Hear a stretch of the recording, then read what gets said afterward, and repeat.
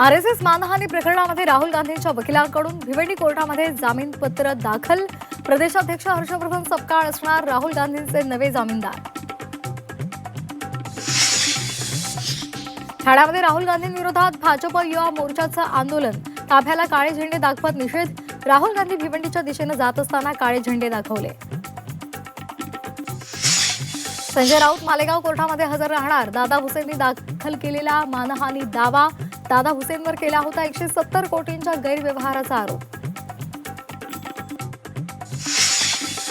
अजितदादांच्या अपघात प्रकरणामध्ये रोहित पवार यांची दिल्लीमध्ये पत्रकार परिषद. रोहित पवार कोणता नवा आरोपांचा बॉम्ब फोडणार याकडे लक्ष.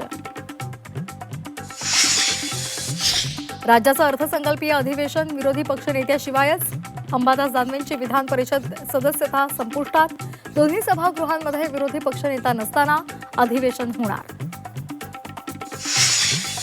अंबादास दानवेंची Y+ सुरक्षा काढली. विधान परिषद सदस्य कार्यकाळ संपल्यामुळे राज्य शासनाच्या गृह विभागाचा निर्णय. सरकारी वाहन आणि पोलीस कर्मचारी सुरक्षा कायम. मुंबई महापालिकेचा अर्थसंकल्प 25 फेब्रुवारीला. 8 मार्च 2022 ते आतापर्यंतच्या खर्चाचा हिशेब द्या. विरोधी पक्षनेत्या किशोरी पेडणेकरांची महापौरांकडे मागणी. बदलापुरात पैशांचा आमिष दाखवून महिलांच्या अंडाशयाची तस्करी. पोलिसांनी दलालाच्या टोळीच्या मुसक्या आवळल्या. 3 महिलांना अटक. कोल्हापुरात दागिन्यांसाठी नातवाकडून आजीची हत्या. चहातून विष देत नातवानं आजीला संपवलं. मौज मजेसाठी पैशांची गरज असल्यामुळे हत्या केल्याची नातू प्रेम भिवगडेची कबुली.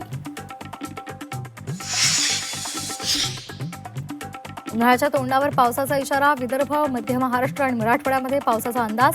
23 फेब्रुवारीनंतर पावसाची शक्यता. कोकणवासियांना बोटीनं शिमग्याला जाता येणार. 1 मार्चपासून मुंबई विजयदुर्ग रोरो सेवा सुरू होणार. मुंबई सिंधुदुर्ग प्रवास अवघ्या 7 तासांमध्ये शक्य होणार.